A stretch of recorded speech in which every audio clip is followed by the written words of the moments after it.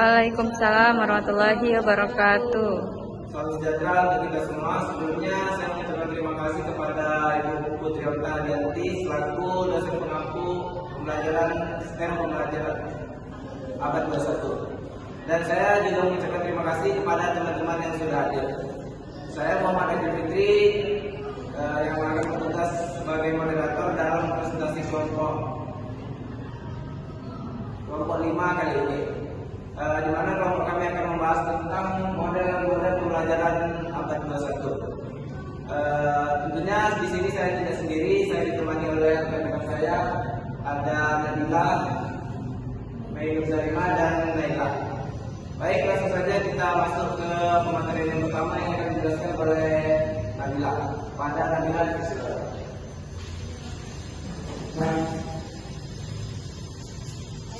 Assalamualaikum warahmatullahi wabarakatuh.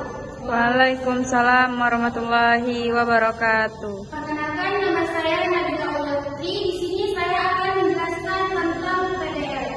PDL adalah pendekatan pembelajaran yang fokus pada perencanaan permasalahan kontekstual, di mana perencanaan ini fokus pada titik awal untuk mendorong siswa dalam berpikir kritis, meneliti, dan fokus dan menemukan solusi pembelajarannya.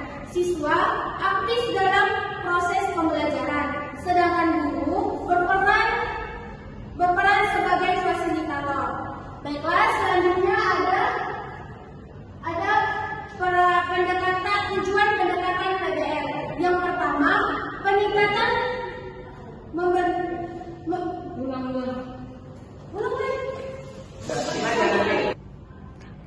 Baiklah, selanjutnya tujuan pendekatan PDL.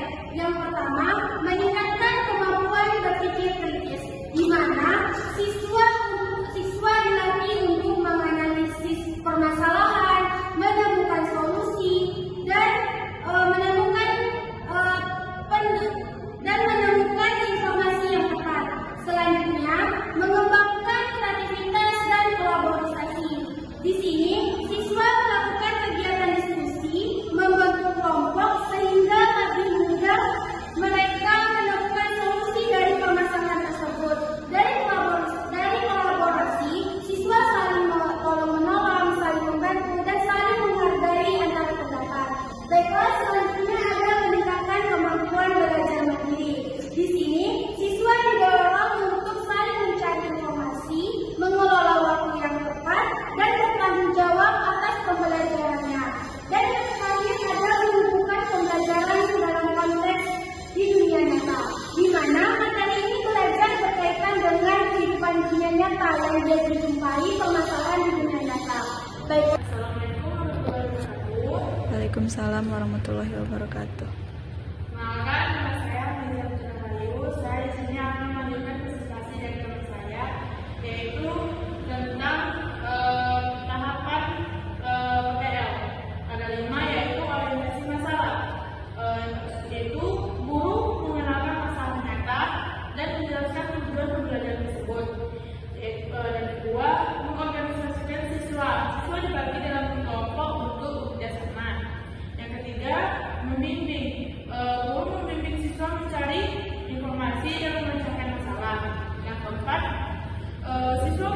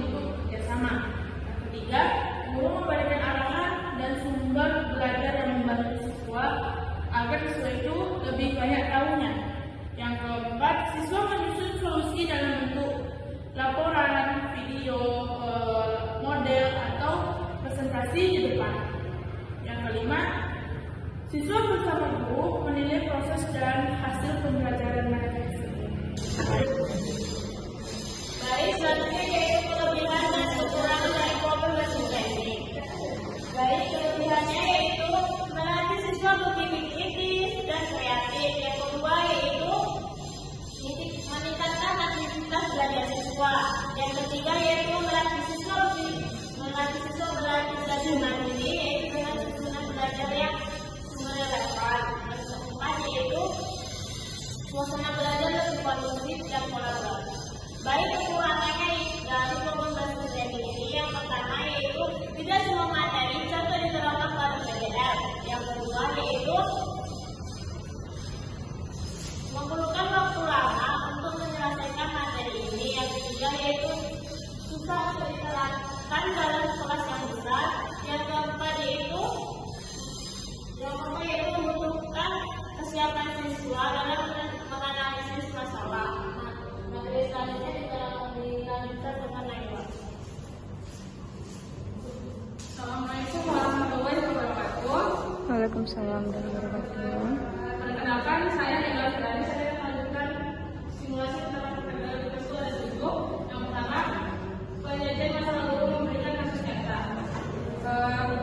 Guru menyajikan kasus nyata kepada siswa dan dekat dengan kehidupan sehari-hari agar menumbuhkan rasa ingin tahu dan motivasi belajar. Yang kedua, ada perencanaan strategi siswa dari selama penyesuaian. Itu siswa merancang langkah-langkah atau strategi untuk menyelesaikan masalah yang diberikan secara mandiri maupun berkelompok. Yang ketiga, ada kolaborasi diskusi kelompok untuk menemukan solusi. Siswa berdiskusi dalam kelompok untuk bertukar ide, pendapat, dan pemikiran guna mencari solusi yang terbaik. Yang keempat, penyelidikan dan analisis pengumpulan data dan menganalisisnya.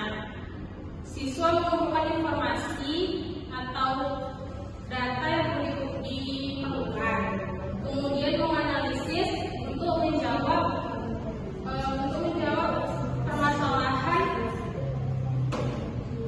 permasalahan secara logis dan sistematis.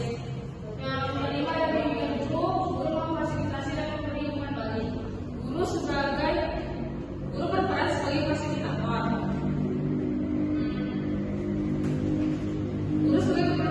Guru berperan sebagai fasilitator dengan memberikan arahan dan penguatan dan umpan balik selama proses belajar berlangsung. Yang keenam, presentasi solusi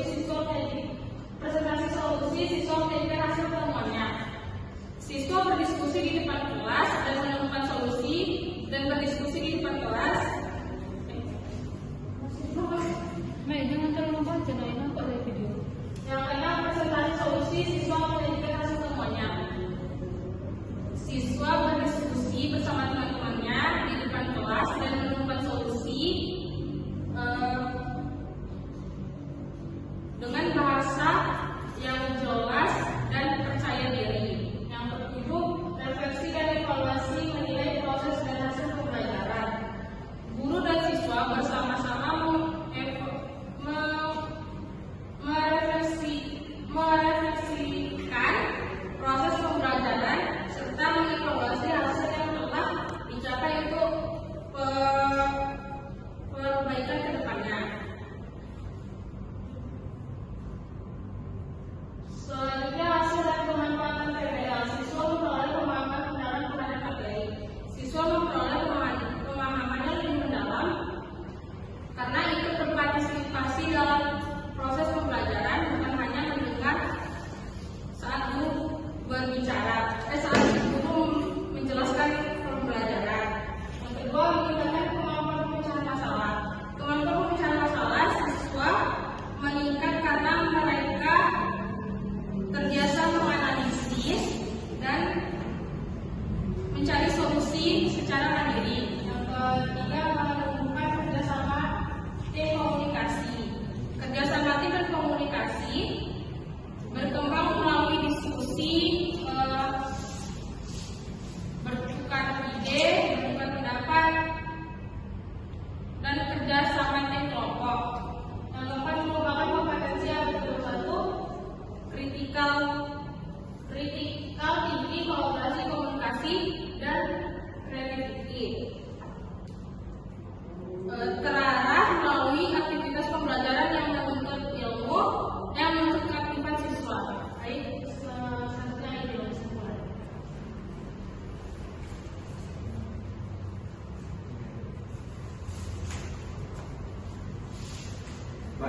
perkenalkan, nama saya Muhammad Aidil. Saya akan melanjutkan materi dari Naila. Kesimpulannya, PPL adalah model efektif untuk menumbuhkan keterampilan abad 21, mendorong siswa aktif, mandiri, dan kolaboratif. Perlu dukungan guru yang efektif dan sarana yang memadai. PPL menjadikan pembelajaran lebih bermakna dan kolaboratif.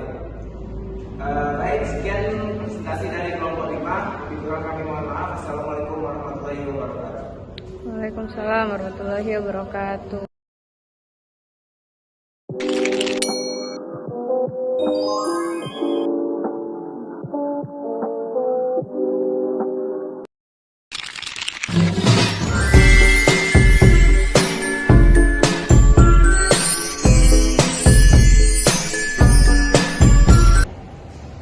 Baik anak-anak ibu, sebelum pelajaran kita mulai, lebih dahulu kita berdoa ya. Kepada ketua kelas, mohon dipimpin doanya untuk pembelajaran pada hari ini. Kepada ketua kelas, siapa? Berdoa mulai. Bismillahirrahmanirrahim. Rabbil zidni ilman warzuqni fahman amin. Ucapkanlah Assalamualaikum warahmatullahi wabarakatuh. Baik, apa kabar anak ibu semua? Alhamdulillah, luar biasa. Allahu Akbar. Baik, sebelum kita mulai pembelajaran pada hari ini, kita absen terlebih dahulu ya anak ibu.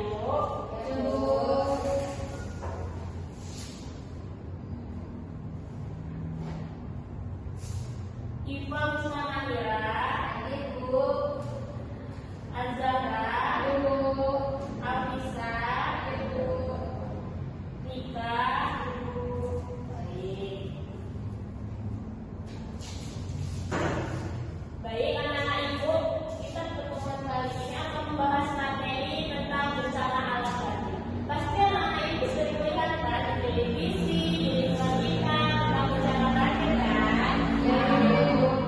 Jadi akhir-akhir ini di tempat-tempat kita ada nih bencana banjir yang ada di Sibolga, di Sumatera Barat, dan di Aceh. Jadi